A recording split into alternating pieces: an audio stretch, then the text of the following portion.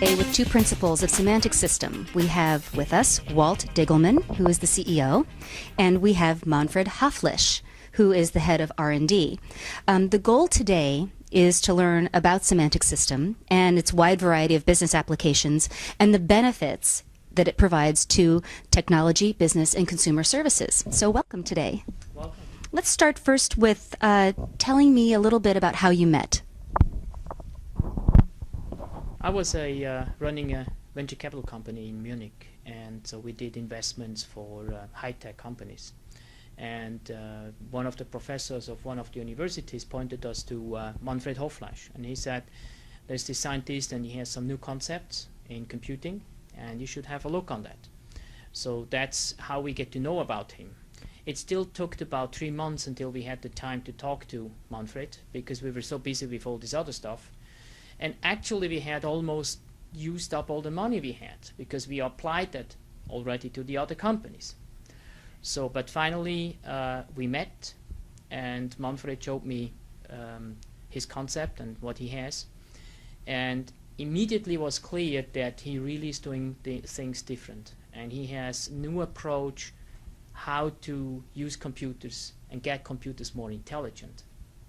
And that's how we met. And after 3 hours talking to Manfred, it was clear that we will do something. We don't know at that point what we will do, but it was clear that we will start something. And what prompted you to start Semantic System?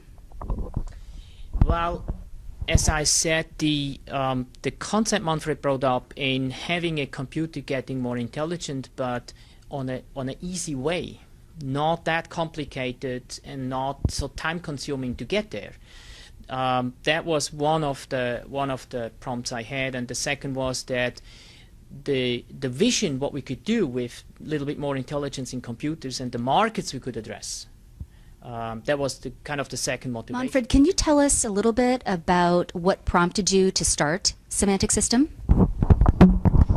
You know, if you have a new concept, a totally new concept, you must realize that the world is not waiting for that concept. Yeah, there are no open arms for new concepts. So you start and you run over the world and to find money, to find investors, to find partners. Yeah, but you have to meet special people, visionaries. Yeah, and with Walt, I found this visionary. Yeah, and so for me it was clear, and the prompt was that I found the right man to start the business or to start an enterprise to bring this new technique in market.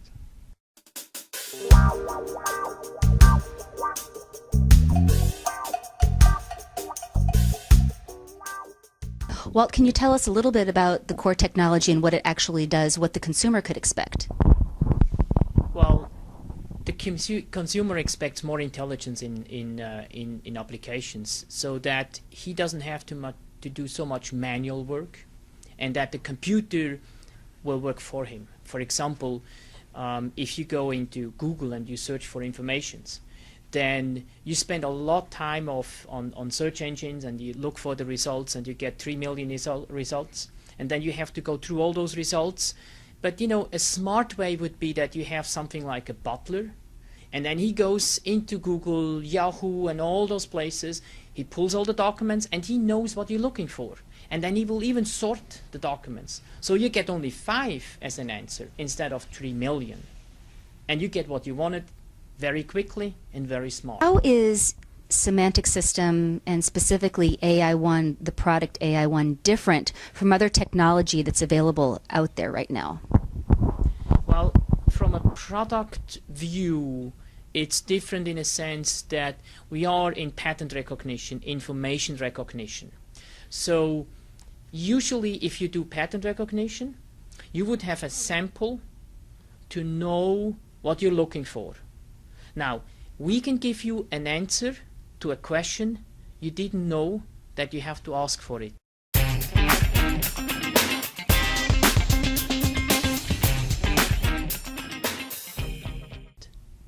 So it's a kind of the reversed approach. We can pull data in AI1 and then kind of shingling, and then AI1 would tell us what's there. and we haven't even placed a question yet. And then because it mirrors the data structure, the information which is there, then we get the idea what we have to ask for. Now, this is very relevant in security areas, like in the forensic, in crime scene recognition, in terrorism, counterterrorism, and airport security, and all those areas. They know that there is maybe a threat, but they don't know how to ask for it, how to search for it. Manfred, how is this technology different from other technologies that are available in the market if a business was interested in learning more about AI1? In the 2 days information processing, as information has two parts, quality and quantity. So the 2 days computer technique separates quality and quantity. If data are imported to a system, then only the quantity is taken and put in an structure, data structure. And if you need quality again, because the data you get from the computer should have quality, this quality is produced by a program, and the program is written by a man, by a human being. So the quality of the answer or the output is directly correlated to the qualification of the programmer, or the man, or the definition of the program. Yeah, and our technology. In our technology, we take care of the quality which is already in the data. And we do not just take the quantity and put it in a structure and then we produce the answer. We take the quality, and in the quality of the data there is already, or there are all the answers of all the questions you can ask to this type of information. So if you want some result, you do not need to write a special program to get any quality. The quality is from the original data and from the quality of your question.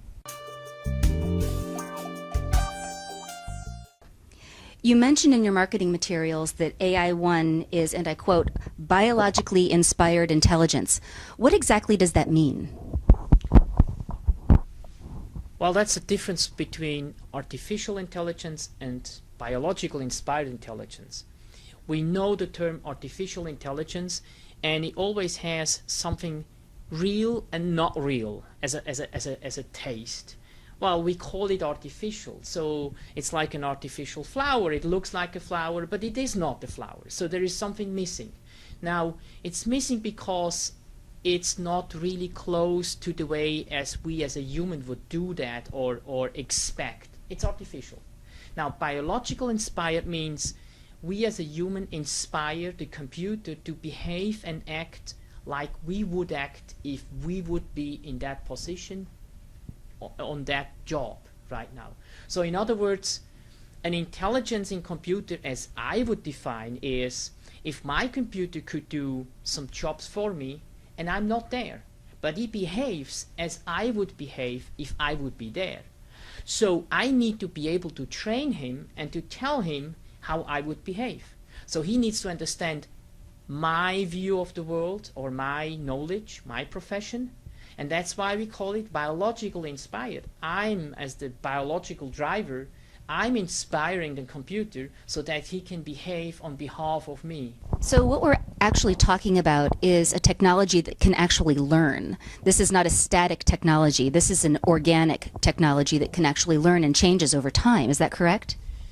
Yes, that's correct, and I think Manfred, you can answer to that in detail. Yeah. After 20 years, I come to the conclusion that learning at the very end is probability.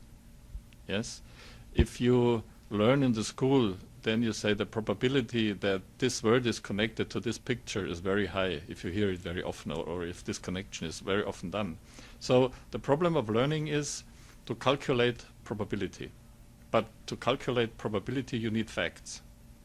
And the problem is how to get out the facts of those huge mass of data you have.